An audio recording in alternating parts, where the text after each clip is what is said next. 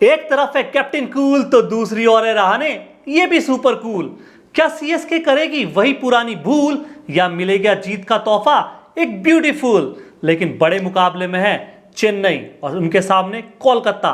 किसे मिलेगी जीत, किसकी होगी हार, आज के वीडियो में करने वाले हैं इसी पर बात। आप बने रहिए हमारे साथ। Let's get start. My 11 Circle presents Ishan की क्रिकेट हाईलाइट में आपका तहे दिल से स्वागत है।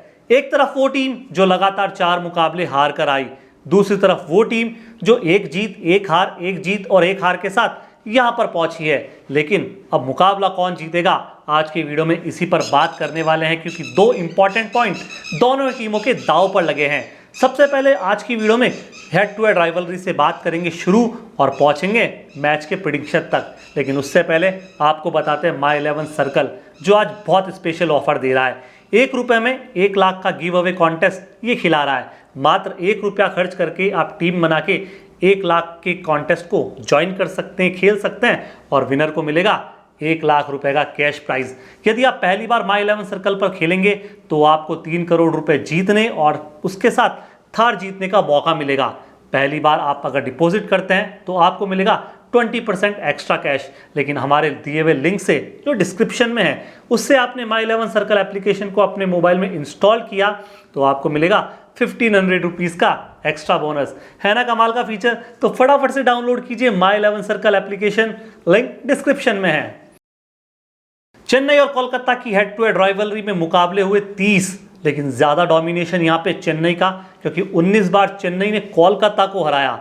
पिछला साल जब कोलकाता चैंपियन बनी, लगातार सबको मुकाबले हरा रही थी, वहां पे चेन्नई ने एक मुकाबला कोलकाता के साथ खेला और वो अपनी झोली में डाला।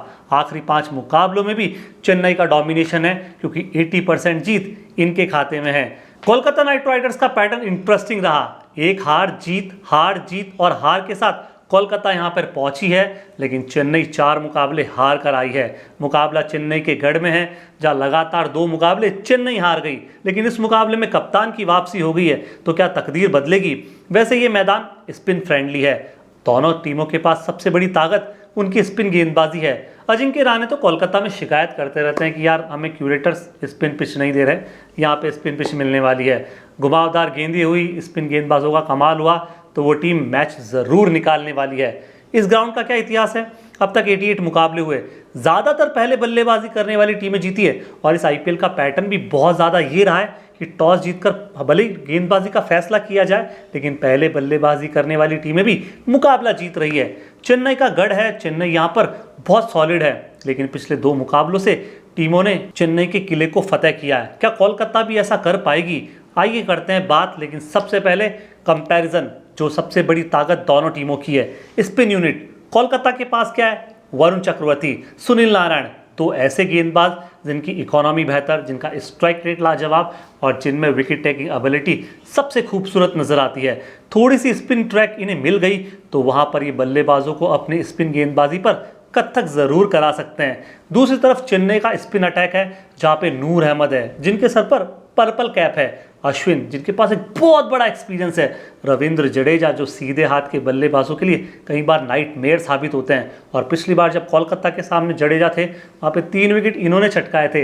यानी ये कंपैरिजन और ये कॉम्पिटिशन ज़बरदस्त है। फिर भी दोनों टीमों की स्पिन यूनिट में सबसे बड़ी बात तो यही है कि जिसके पास ज़्यादा अच्छी इकोनॉमी और स्ट्राइक रेट हुई वो टीम यहाँ पे विन करती हुई नजर आएगी। सबसे पहले शुरुआत करते चेन्नई सुपर किंग्स और उनकी समस्याओं से। बहुत सारी समस्याएं हैं। सबसे पहली समस्या है टॉप ऑर्डर डिपार्टमेंट। हम बात करते थे ऋतुराज गायकवाड़ और डेवन कॉनवे के ओपन की। अब ऋतुराज गायकवाड़ रूल्ड आउट हो गए हैं, सिर्फ इस मैच से नहीं पूरे टूर्नामेंट से। हेयरलाइन फ्रैक्चर जो इनके एल्बो में है। अब इनके साथ ओपन कौन करेगा। अब यार इनके साथ ओपन डेफिनेटली मुझे लगता है कि रचिन रविंद्र करने वाले हैं। डेवन कॉनवे उनके साथ होंगे और नंबर 3 पर राहुल त्रिपाठी की आप वापसी देखेंगे। लेकिन प्रॉब्लम यह है कि रचिन रविंद्र और डेवन कॉनवे इकट्ठे मिलकर अच्छे स्टार्ट नहीं दिलाते। जब न्यूजीलैंड के लिए खेलते थे तब भी ऐसा नहीं होता था और यहाँ भी अभी तक ऐसा देखने को मिला नहीं है। लेकिन क्या इस मुकाबले में देखने को मिलेगा। नंबर 3 पर राहुल त्रिपाठी आएंगे या ओपन एक बार फिर इन्हें करने का मौका मिलेगा। मुझे लगता है कि राहुल त्रिपाठी को नंबर 3 पर आना चाहिए और रचिन रविंद्र और डेवन कॉनवे से ओपन कराना चाहिए। राहुल त्रिपाठी को 3 मुकाबलों का मौका मिला, सिर्फ 30 रन बनाए, 10 की एवरेज और 120 की स्ट्राइक रेट से। प्रॉब्लम ओपनिंग बल्लेबाज के साथ ये भी है कि इनका स्ट्राइक रेट पावर प्ले में इतना अच्छा नहीं है जितना अच्छा दूसरी टीमों के ओपनिंग डिपार्टमेंट और टॉप ऑर्डर से निकल कर आता है। सीएसके के टॉप ऑर्डर में बहुत सारी समस्याएं देखने को मिलती है। एंकर रोल नंबर 5 पर निभाने वाला खिलाड़ी यहाँ पर नहीं है। चेन्नई के पास दो बड़े नाम हैं, दीपक हुडा और विजय शंकर, लेकिन यहाँ प्रॉब्लम इनके साथ ये है कि अभी तक कोशिश नहीं कर पाए अच्छी। 2 मुकाबले हुडा को खेलने का मौका मिला, 7 रन बनाए, सिर्फ 3.5 की एवरेज और 50 की स्ट्राइक रेट से बहुत पुअर परफॉर्मेंस निकल कर आई। और हुडा अगर धोनी के अंडर में नहीं निखर पाए तो फिर वो किसी के अंडर में नहीं निकलने वाले।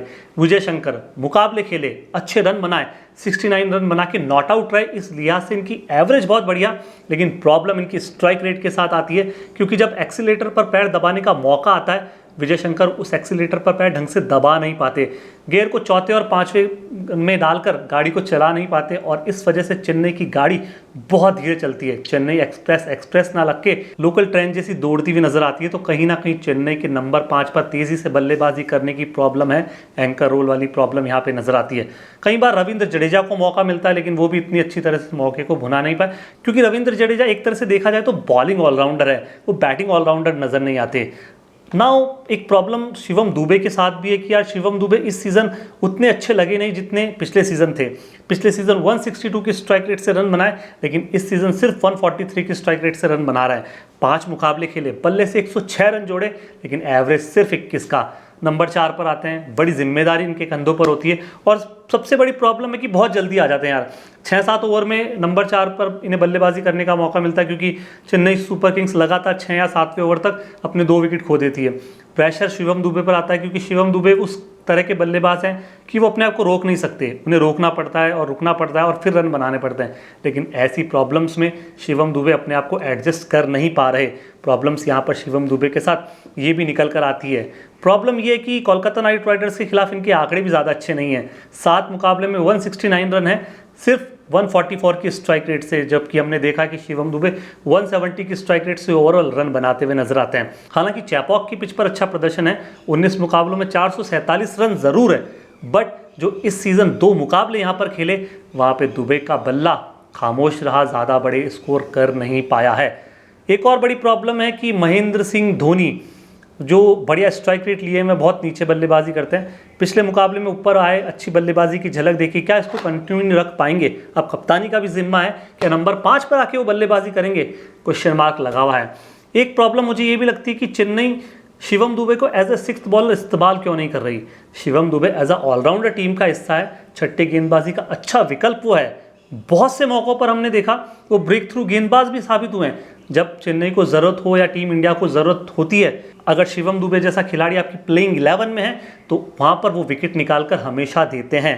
चेन्नई पावर प्ले में भी फेल हो रही है, ना सिर्फ पावर प्ले में, 7 से 15 ओवर वाला जो फेज़ है वहाँ पर भी चेन्नई लड़खड़ाती है, जो 16 से 20 ओवर की बल्लेबाजी है वहाँ पर भी तेज़ी से रन नहीं बना पाती। चेन्नई लगातार 1 से 20 ओवर की बल्लेबाजी में स्ट्रगल कर रही है। 3 अलग अलग फेज़, लेकिन तीनों अलग अलग फेज़ में सभी टीमों के कंपैरिजन में चेन्नई की बल्लेबाजी बहुत कमज़ोर है, और यही कारण है कि लगातार 4 मुकाबले जो चेन्नई ने हारे वो बल्लेबाजी के लिहाज से ही हारे हैं। वीकनेसेस में स्पिन डिपार्टमेंट गेंदबाजी भी मैं रखना हूँ, और वो इसलिए कि भले ही नूर अहमद के माथे पर पर्पल कैप है, सबसे ज़्यादा विकेट अभी तक इन्होंने लिए, लेकिन जो पिछले 2-3 मुकाबले थे वहाँ पर इकोनॉमी बहुत ज़्यादा थी। आर अश्विन के पास एक्सपीरियंस है, लेकिन 5 मुकाबलों में सिर्फ 5 विकेट है, और इकोनॉमी इनका भी 10 के पास है।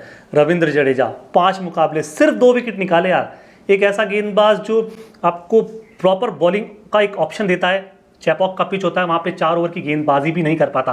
कारण ये है कि इकोनॉमी ज़्यादा है, कप्तान लगातार 4 ओवर 2 प्रमुख गेंदबाजों से करा भी नहीं पा रहे हैं। बहुत सारी समस्याएं चेन्नई के साथ जुड़ी हुई है, लेकिन चेन्नई की स्ट्रेंथ में मोटी मोटी तौर पर देखा जाए तो बड़े नाम हैं। डेवन कॉनवे जिनसे उम्मीद की जा सकती है, अब यहाँ पे राहुल त्रिपाठी को नंबर 3 पर एक एंकर रोल मिलेगा तो उभर पाएंगे क्या? चेन्नई की कप्तानी धोनी के हाथ में आ गई तो चेन्नई की किस्मत बदलेंगे क्या? बहुत सारे सवाल है, स्पेकुलेशंस हैं और बहुत सारे हाइपोथेटिकल सवाल, उनके जवाब क्या इस मुकाबले में मिलेंगे। लेकिन सामने कौन है? कोलकाता नाइट राइडर्स, जिनके कप्तान अजिंक्य रहाणे इस टीम की सबसे बड़ी जान, और वो इसलिए कि कंसिस्टेंट रन बना रहे हैं। 5 मुकाबले 184 रन बनाए, स्ट्राइक रेट 160 का। नंबर 3 पर आते हैं और इस नंबर पर आकर वो रन बनाते हैं। टॉप ऑर्डर फेल होता है, उसके बाद नंबर 3 पर आकर जिस तरह से कमान संभालते हैं, लीडिंग फ्रॉम द फ्रंट का एग्जांपल अजिंक्य रहाणे सेट भी करते हैं।